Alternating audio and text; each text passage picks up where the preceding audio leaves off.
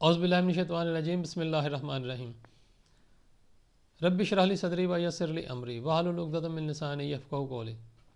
السلام علیکم ناظرین، جو ہم نے قرآن مجید کا اردو ترجمہ کا پروگرام شروع کر رکھا ہے ادراک القرآن کے نام سے، تو آج ہم سورہ آل عمران کی آیت نمبر 21 سے لے کر آیت نمبر 40 تک کا اردو ترجمہ پڑھنے کی سعادت حاصل کریں گے۔ تو آئیے شروع کرتے ہیں۔ بسم اللہ الرحمن الرحیم، شروع اللہ کے نام سے جو بڑا مہربان اور نہایت رحم فرمانے والا ہے۔ آیت نمبر 21 سے آنورڈ۔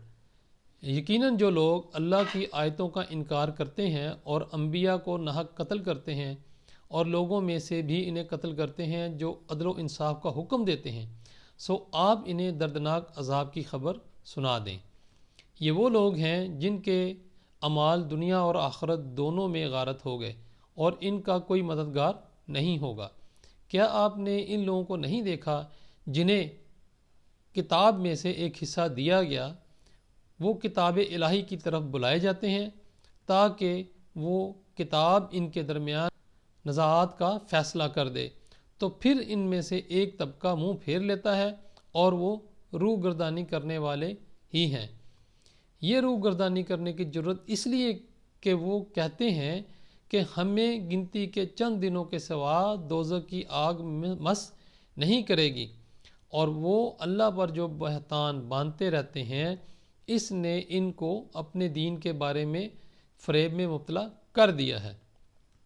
سو کیا حال ہوگا جب ہم ان کو اس دن جس میں کوئی شک نہیں جمع کریں گے، اور جس جان نے جو کچھ بھی اعمال میں سے کمایا ہوگا اسے اس کا پورا پورا بدلہ دیا جائے گا اور ان پر کوئی ظلم نہیں کیا جائے گا۔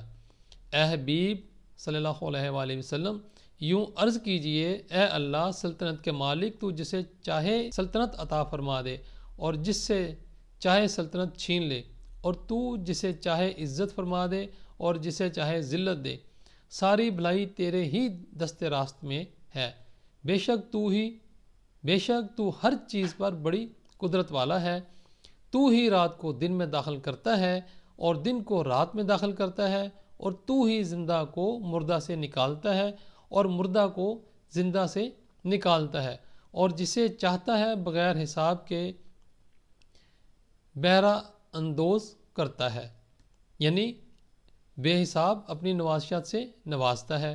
مسلمانوں کو چاہیے کہ اہل ایمان کو چھوڑ کر کافروں کو دوست نہ بنائیں، اور جو کوئی ایسا کرے گا اس کے لیے اللہ کی دوستی میں سے کچھ نہیں ہوگا سوائے اس کے کہ تم ان سے بچنا چاہو، اور اللہ تمہیں اپنی ذات کے غضب سے ڈراتا ہے اور اللہ ہی کی طرف لوٹ کر جانا ہے۔ آپ فرما دیں کہ جو تمہارے سینوں میں ہے، خواہ تم اسے چھپاؤ یا اسے ظاہر کر دو، اللہ اسے جانتا ہے، اور جو کچھ آسمانوں اور زمین میں ہے وہ خوب جانتا ہے، اور اللہ ہر چیز پر بڑا قادر ہے۔ جس دن ہر جان ہر اس نیکی کو بھی اپنے سامنے حاضر پا لے گی جو اس نے کی تھی، اور ہر برائی کو بھی جو اس نے کی تھی، تو وہ آرزو کرے گی کاش میرے اور اس برائی کے درمیان بہت زیادہ فاصلہ ہوتا، اور اللہ تمہیں اپنی ذات کے غضب سے ڈراتا ہے، اور اللہ بندوں پر بہت مہربان ہے۔ اے حبیب، آپ فرما دیں اگر تم اللہ سے محبت کرتے ہو تو میری پیروی کرو، تب اللہ تمہیں اپنا محبوب بنا لے گا اور تمہارے لیے تمہارے گناہ معاف فرما دے گا، اور اللہ نہایت بخشنے والا مہربان ہے۔ آپ فرما دیں کہ اللہ اور رسول اللہ صلی اللہ علیہ وآلہ وسلم کی اطاعت کرو، پھر اگر وہ روح گردانی کریں تو اللہ کافروں کو پسند نہیں کرتا۔ بے شک اللہ نے آدم علیہ السلام کو اور نوح علیہ السلام کو اور آل ابراہیم کو اور آل عمران کو سب جہان والوں پر بزرگی میں منتخب فرما لیا۔ یہ ایک ہی نسل ہے، ان میں سے بعض کی اولاد ہیں، اور اللہ خوب سننے والا خوب جاننے والا ہے۔ اور یاد کریں جب عمران کی بیوی نے عرض کیا، اے میرے رب، جو میرے پیٹ میں ہے میں اسے آزاد کر کے، دیگر ذمہ داریوں سے آزاد کر کے خالص تیری نظر کرتی ہوں، سو تو میری طرف سے یہ نذرانہ قبول فرما لے، بے شک تو خوب سننے خوب جاننے والا ہے۔ پھر جب اس نے لڑکی جنی تو عرض کرنے لگی، مولا میں نے تو یہ لڑکی جنی ہے، حالانکہ جو کچھ اس نے جنا تھا اللہ اسے خوب جانتا تھا۔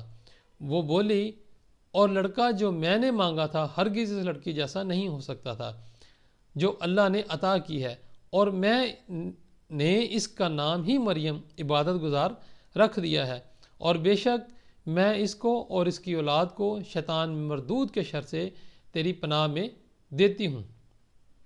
سو اس کے رب نے اس مریم کو اچھی قبولیت کے ساتھ قبول فرما لیا اور اسے اچھی پرورش کے ساتھ پروان چڑھایا، اور اس کی نگہبانی زکریا علیہ السلام کے سپرد کر دی۔ اور جب زکریا علیہ السلام اس کے پاس عبادت گاہ میں داخل ہوتے تو وہ اس کے پاس نئی سے نئی کھانے کی چیزیں موجود پاتے۔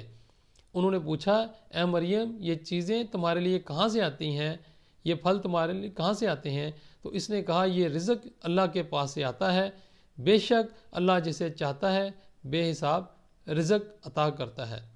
اسی جگہ زکریا علیہ السلام نے اپنے رب سے دعا کی، عرض کیا، اے میرے مولا مجھے اپنی جناب سے پاکیزہ اولاد عطا فرما، بے شک تو ہی دعا کا سننے والا ہے۔ ابھی وہ حجرے میں کھڑے نماز ہی پڑھ رہے تھے یا اللہ کے حضور دعا کر رہے تھے کہ انہیں فرشتوں نے آواز دی کہ بے شک اللہ آپ کو فرزند یحییٰ علیہ السلام کی بشارت دیتا ہے، جو کلمۃ اللہ یعنی عیسیٰ علیہ السلام کی تصدیق کرنے والا ہوگا اور سردار ہوگا اور عورتوں کی رغبت سے بہت محفوظ ہوگا، اور ہمارے خاص نیکوکار بندوں میں سے نبی ہوگا۔